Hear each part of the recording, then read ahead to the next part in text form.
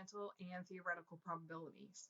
Okay, so just a recap, experimental probability is the probability when you actually do the experiment, and theoretical probability is based on theory. So in theory, the number of possible outcomes and the number of possible times that outcome could occur. Okay, so for example 1, the spinner on the left, well, it's like below for this example, was used to simulate tossing 2 coins for 60 trials. So this is 60 times. Okay, what is the theoretical probability of the spinner landing on 1 head and 1 tail, which is the dark section? Okay, and to me this looks like 50%.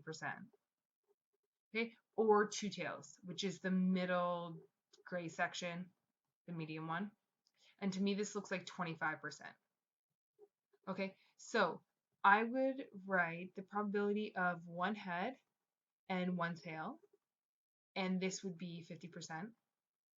Or the probability of 2 tails, and for me, this looks like 25%, total being 75%. So if we wanted to write the probability of 1 head, 1 tail, or 2 tails, we'd have 75%.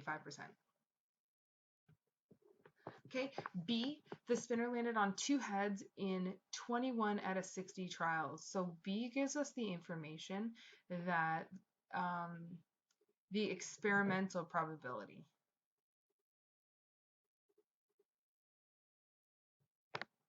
of landing on 2 heads is 21 out of 60.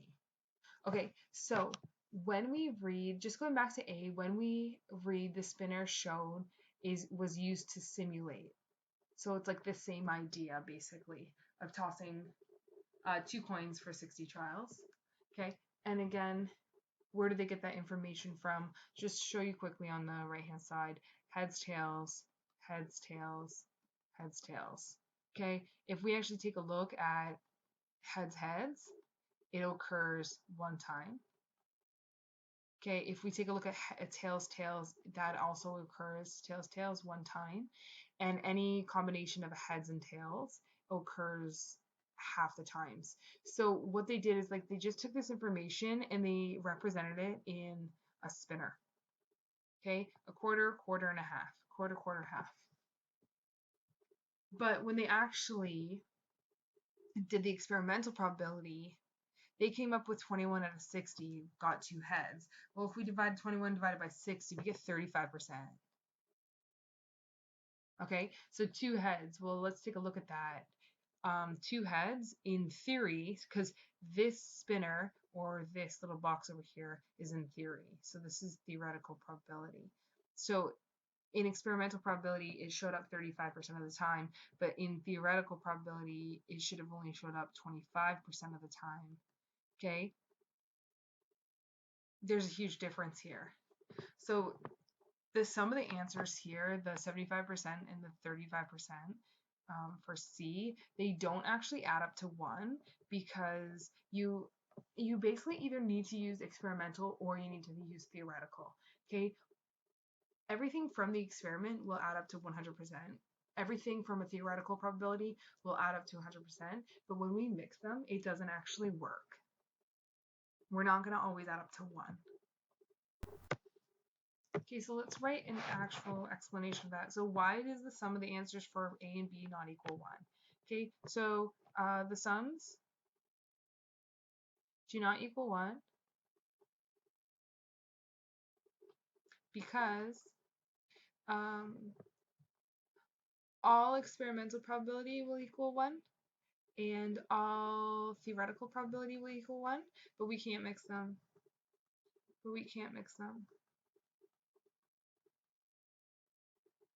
Okay, because the experimental probability will never show an equally likely outcome.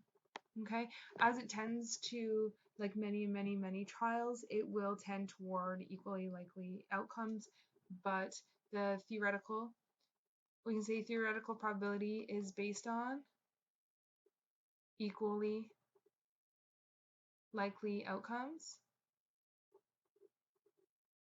when experimental probability will not have equally like. Okay, so theoretical probability is the number of successful outcomes over number of possible outcomes.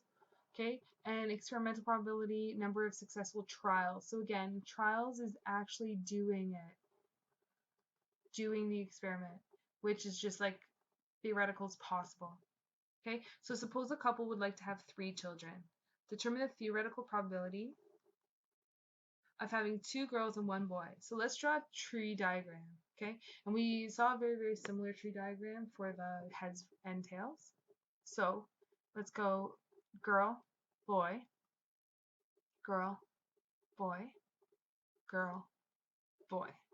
Now child 3, girl, boy, girl, boy, girl, boy, girl, boy. Okay, so there are 8 possible outcomes. Okay, so these are total possible outcomes. So determine the theoretical probabilities having 2 girls and 1 boy. Okay, so theoretical probability of 2 girls, 1 boy, girl, girl, boy, girl, boy, girl, boy, girl, girl. 2 girls and 1 boy. I get 3 out of 8. Okay, let's do some more questions with this. Okay, here's one more question. What's the theoretical probability of having 3 girls? And what's the theoretical probability of having 3 boys? Well, that's just 1 out of 8 for each.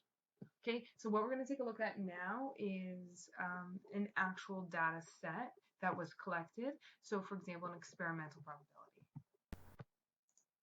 Okay, so at St. Joseph's Hospital in Hamilton, the following information was collected over the past 5 years of women that had 3 children. B is for boy, G is for girl. So boy, boy, boy is 4, boy, boy, girl is 3, and so on. So what is the experimental probability? So this is actually experimental probability because this occurred in real life. Okay, so 2 girls and 1 boy. Okay, 2 girls and 1 boy. Girl, girl, boy. So we have 5, 6, 7, 8, 9, 10, 11. So we get 11 over... Oh, it didn't give us a total. So let's actually run this total. Okay, 4, 3, 2, 5, 7, 4, 3, 2. 30 cases. So 11 over 30, which I get 37%. Okay, again, 11 divided by 30, you just put that into your calculator. Okay, what's the experimental probability of having 3 girls? Girl is 3. So I get 3 out of 30, which I get 10%.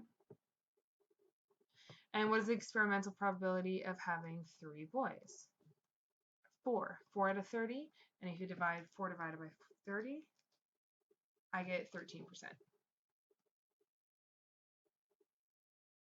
Okay, so now let's actually compare. So experimental probability, we got 37%, we got 10%, and we got 13%. And from the previous question, this was 1 out of 8.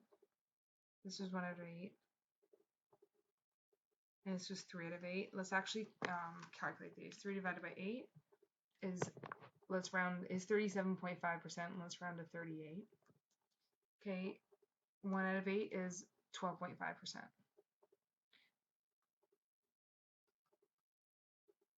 Or 13%, so 12.5%. We can write 37.5, that's fine. Okay, so as we can see here, the 2 girls and 1 boy is pretty accurate.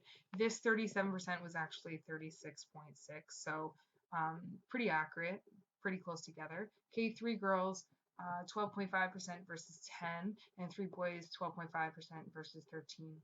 So these numbers are very close together. So which method is closer to actually predicting what the couple will have? Okay, do you think it's experimental probability or theoretical probability? So they're actually quite close. I would say I would say as these numbers increase, they will get closer and closer together, of course. Okay, but I think both of them are a pretty good